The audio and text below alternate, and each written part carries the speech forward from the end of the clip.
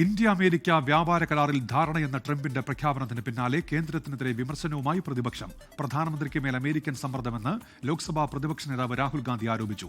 വ്യാപാര കരാറിൽ വിശദീകരണം വേണമെന്ന് പ്രതിപക്ഷ എംപിമാർ സഭയിൽ ആവശ്യപ്പെട്ടു. കരാറിനെ സ്വാഗതം ചെയ്ത് കേന്ദ്രമന്ത്രിമാർ രംഗത്തെത്തി. അതേസമയം എണ്ണ വാങ്ങില്ലെന്ന് ഇന്ത്യ അറിയിച്ചിട്ടില്ലെന്ന് റഷ്യ വ്യക്തമാക്കി. പ്രധാനമന്ത്രി നരേന്ദ്രമോദിയുമായി ഫോണിൽ സംസാരിച്ചതിന് പിന്നാലെയാണ് ഇന്ത്യ അമേരിക്ക വ്യാപാര കരാറിൽ ധാരണയായെന്ന ട്രംപിന്റെ പ്രഖ്യാപനം. ഇന്ത്യക്ക് പ്രഖ്യാപിച്ചിരുന്ന തീരുവ 18% കുറച്ച ട്രംപിന് നന്ദി അറിയിച്ച പ്രധാനമന്ത്രി പക്ഷേ വ്യാപാര കരാറിനെ കുറിച്ച് പ്രതികരിച്ചില്ല.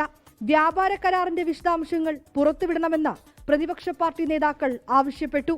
സർക്കാരിന്റെ വിവരങ്ങൾ ഇന്ത്യ അറിയുന്നത് ട്രംപ് വഴിയാണെന്ന് കോൺഗ്രസ് വിമർശിച്ചു. എപ്സ്റ്റീൻ ഫയലും അദാനിക്കെതിരായ കേസും ഉപയോഗിച്ചാണ് करारिल अमेरिका समर्थन चलती राहुल गांधी. एक अदानी जी पर केस है जी, यूनाइटेड स्टेट्स, वो अदानी जी को टारगेट नहीं कर रहा है, वो नरेंद्र मोदी के फाइनेंशियल स्ट्रक्चर को टारगेट कर रहा है.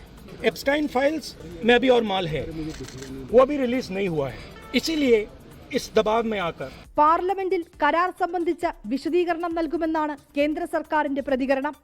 टैरिफ्स के बारे में प्रधानमंत्री जी को अवगत कराया और उन्होंने प्रधानमंत्री जी के बारे में एक सच्चे दोस्त के बारे में भी चर्चा की है उस ट्वीट में.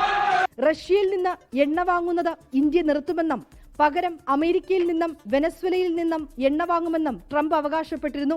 എന്നാൽ റഷ്യൻ എണ്ണ വാങ്ങുന്നത് നിർത്തുന്നതുമായി ബന്ധപ്പെട്ട് ഇന്ത്യയിൽ നിന്ന് ഔദ്യോഗിക ആശയവിനിമയം ഉണ്ടായിട്ടില്ലെന്നും ഇന്ത്യയുമായുള്ള തന്ത്രപരമായ സഹകരണം വർദ്ധിപ്പിക്കാനാണ് ശ്രമമെന്നും റഷ്യ വ്യക്തമാക്കി. 24 ഡൽഹി. ലോകത്തെവിടെയായാലും ഏത് സമയത്തും 24 വാർത്തകളും ഓഗ്മെന്റഡ് റിയാലിറ്റി പാക്കേജുകളും എക്സ്പ്ലെയിനറുകളും വിശദമായി കാണാൻ ഞങ്ങളുടെ യൂട്യൂബ് ചാനൽ നിങ്ങൾക്ക് സബ്സ്ക്രൈബ് ചെയ്യാം.